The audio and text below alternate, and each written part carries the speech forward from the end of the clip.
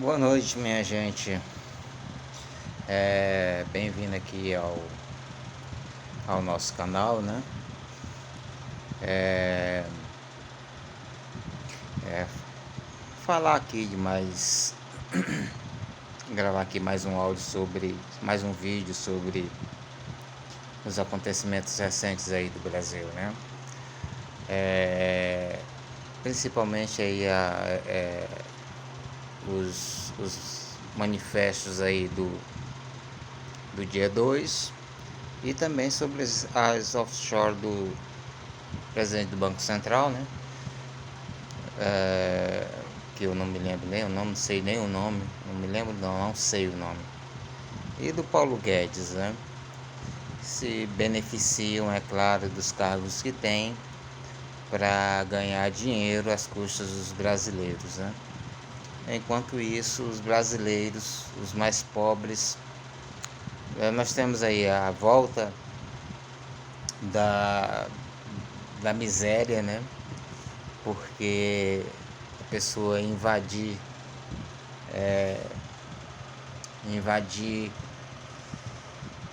caminhões carregados de peles, ossos, sebo, material destinado à fabricação de ração para animais, né? E pegar isso para comida, coisa que nós não víamos há muito tempo, né? Coisa que nós não víamos há muito tempo, que tinha. Eu lembro que durante o governo Lula eu estava fazendo a faculdade de Direito e o professor. Não de Direito. É, Foi depois do governo Lula, foi durante o governo Dilma. Muito tempo. Já ainda durante o segundo governo, aqueles 2 primeiros anos, a Dilma ali, que a coisa começou a desandar, né? Mas que nós ainda tínhamos ali a inércia do governo Lula e do primeiro governo Dilma, que tiraram milhões da miséria, né? Estabeleceram programas destinados à inclusão social, como Minha Casa Minha Vida, o programa Luz para Todos, né? Mais vagas em universidades, construção de novas universidades, a construção dessas escolas técnicas federais, né? Aqui, principalmente aqui no Nordeste, eu testemunhei isso aqui em Campo Maior, e em várias outras cidades do Piauí, coisa que eu vi pessoalmente. Ônibus para transporte escolar que antes aqui, por exemplo, aqui na nossa cidade, Piauizão, interior do Piauí, um dos estados mais pobres da federação, o segundo mais pobre, as crianças eram transportados para as escolas, aqueles que vinham do interior para a cidade, ou entre lá no interior, lá na zona rural mesmo, entre as suas casas e as escolas, a distância grande, eram transportados em caminhões, em aqueles caminhõezinhos 3/4, né, que o pessoal chama aqui de 3/4, né, e às vezes até mesmo naquelas antigas picapes C10, né, aquelas mais velhinhas e tal, com banquinhos ali, um risco, né? E foram distribuídos ônibus, muitos ônibus, isso acabou, né? E ônibus escolares pegavam as crianças em casa, deixavam em casa. Isso é uma coisa que foi uma coisa muito boa, né? Educação, investimento na educação, investimento em saúde, né? Foi criado o SAMU. Então, assim, se formos falar de governo Lula e governo Dilma, principalmente no primeiro governo da Dilma, porque no segundo não deixaram ela trabalhar, né? Não deixaram mesmo. O Aécio Neves, perdendo a eleição, subiu, teve a coragem, o cinismo de subir à tribuna do Senado, né, na época era senador, para dizer que Dilma não governaria, né, e o complô envolvendo o Cunha, né, é bom até que a gente esqueça mesmo essas falhas de memória. Eduardo Cunha, presidente da Câmara, né, um dos grandes ladrões, né, que foi preso logo em seguida, mas já está solto, né? Se fosse eu, estaria preso, ainda hoje estaria preso, né? O próprio Aécio Neves, depois envolvido na questão lá do Joesley Batista, né? Aqueles 2 milhões que ele disse que era um empréstimo, como se nós fôssemos imbecis, né, para acreditar nisso. Bem, gente, mas o que é que eu quero dizer com isso? A direita fez tudo para derrubar, tirar o governo de esquerda, né, que não era um governo socialista, não era um governo comunista. Aliás, essa coisa do comunismo e socialismo é usado para intimidar a população que nem sabe. Eu converso com gente estudada, né? Professores, por exemplo, professoras, cursaram aí cursos, né, de pedagogia, biologia, química, física, né? Até história. Pessoas que não sabem definir o que é o marxismo, né? O que era realmente o marxismo, né? Com essas histórias, o comunismo não deu certo em lugar nenhum, né? E parece que a China não é comunista, né? A China, que é agora a primeira potência mundial, tanto em armamento quanto quanto na economia, né? Bem, mas é com muita tristeza que a gente viu todo esse mundo se desfazer, né? Juntaram aí a questão moral, né? A questão de moralidade, essa moralidade tosca, né, da direita conservadora, né? E a moralidade hipócrita, a moralidade do cidadão que fala contra o homossexual, né? Enquanto ele tem 2, 3, 4, 5, 10 amantes, né? Trai a mulher com várias mulheres, né? Às vezes tem amantes da idade da filha dele, e aí tem a pedofilia, né? Políticos, inclusive, muitos políticos, né, que se dizem conservadores, envolvidos em pedofilia, né? Quem morou na Amazônia conhece isso, sabe disso, mas não só na Amazônia, né? Nós tivemos uma CPI da pedofilia, que foi comandada pelo Magno Malta, né? Que me desculpa, eu tenho que xingar porque não tem. É um pilantra, um vagabundo que destruiu famílias, né?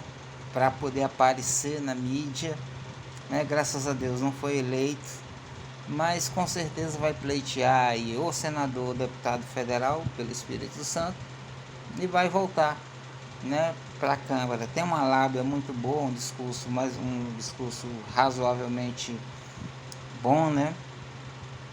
É típico de pastor pentecostal, né, neopentecostal.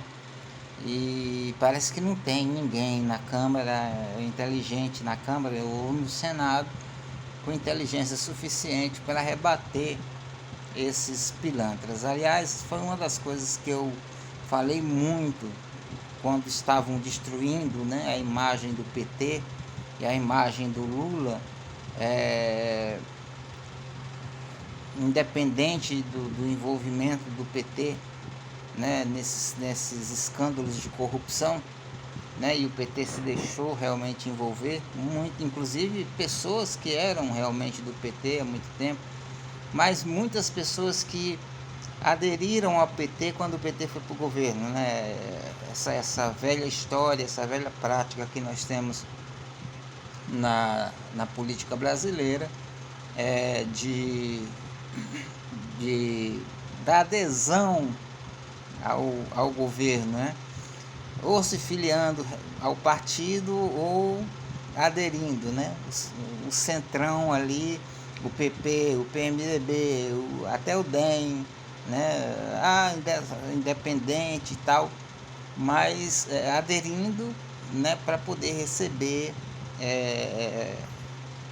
verbas. E aí deu origem uma prática iniciada com o PSDB, que nunca foi punido por isso, né? O PSDB nunca foi punido, mas o PSDB inventou o mensalão para poder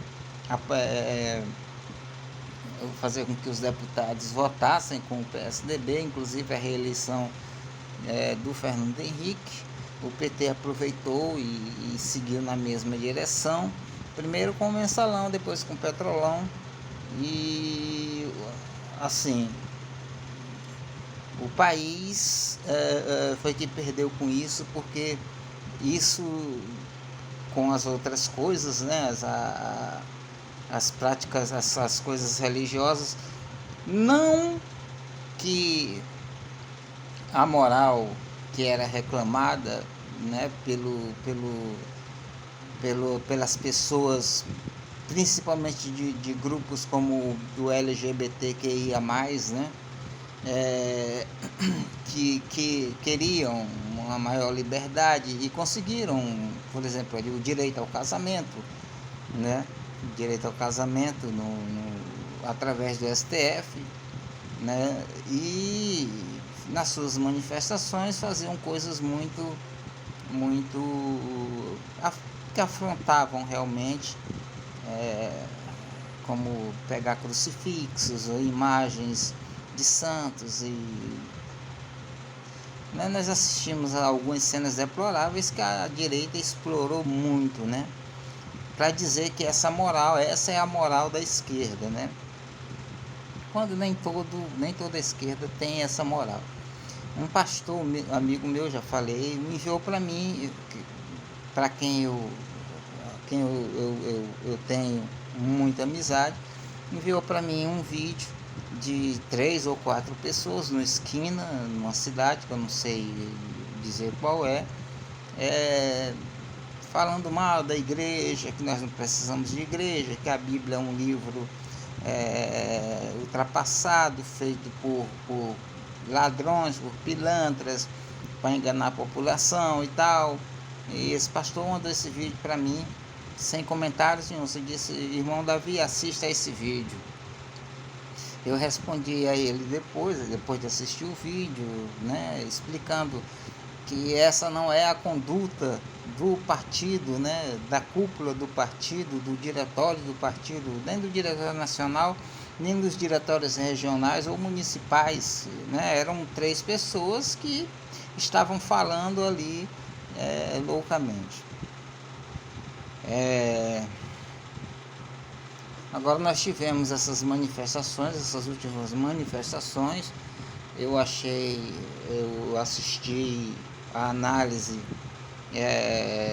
do Henri Bugalho, assisti a análise do Tony De Vito, assisti a análise do Rony Telles, assisti também do André, né, do Reflexo do Todo, assisti a análise também do professor, do historiador, né, do Carlito Neto, e assim, a única que eu achei com que eu discordei e mandei vários comentários foi do Henri Bugalho.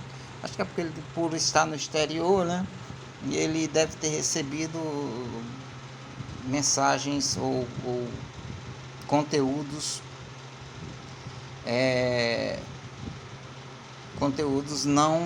que não cobriam, que não davam a inteligência completa do que foram as manifestações.